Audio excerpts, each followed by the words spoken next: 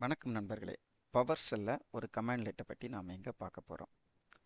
Get process இது என்ன பண்ணும் அப்படின்னா, ஒரு லோக்கல் மிஷினில் இருக்கக்கூடிய ரன்னிங் ப்ராசஸ் டீட்டெயில்ஸ் எல்லாம் நமக்கு டிஸ்பிளே பண்ணும். அது மாதிரி ரிமோட் மிஷினுக்கு கூட நம்மளால் பார்க்க முடியும். கெட் ப்ராசஸ் மட்டும் கொடுத்து என்டர் பண்ணிங்கன்னா லோக்கல் மிஷினில் இருக்க ப்ராசஸை கொடுக்கும்.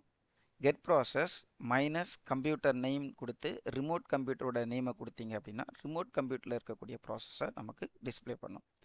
அதுபோல் நம்ம ஒரு பர்டிகுலர் ப்ராசஸோட டீட்டெயில்ஸை கூட நம்ம இங்கே பார்க்க முடியும். எப்படின்னு உள்ளதை நம்ம இப்போ பார்க்கலாம். கெட் ப்ராசஸ் டேப் கொடுத்து என்டர் பண்ண அப்படின்னா இந்த மிஷினில் உள்ள ப்ராசஸ் எல்லாம் டிஸ்பிளே பண்ணுது. இப்போ இந்த மிஷினில் ஒரு பர்டிகுலர் ப்ராசஸோட டீட்டெயில்ஸ் மட்டும் பார்க்கணும் அப்படின்னா நம்ம இங்கே டாஸ்க் மேனேஜர்னு ஒரு ப்ராசஸ் இருக்குது.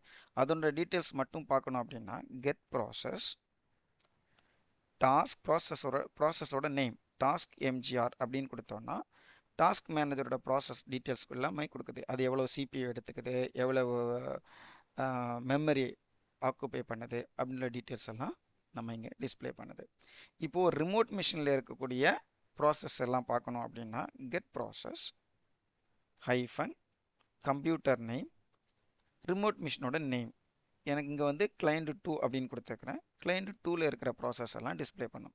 இப்போ கிளைண்ட் 2ல் இருக்கக்கூடிய டாஸ்க் மேனேஜரோ இல்லை வின் இனிட்டோ அந்த மிஷினில் என்ன யூசேஜ் இருக்குது அப்படின்றத பார்க்கணும் அப்படின்னா get process task MGR hyphen computer name remote கம்ப்யூட்டரோட நேம் கிளைண்ட் 2.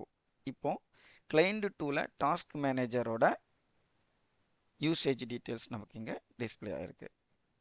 ஓகே, இந்த மாதிரி ப்ராசஸ் டீட்டெயில்ஸை பார்க்குறதுக்கு நம்ம கெட் ப்ராசஸ் கமாண்ட் லெட்டை யூஸ் பண்ணலாம். நன்றி, வணக்கம்.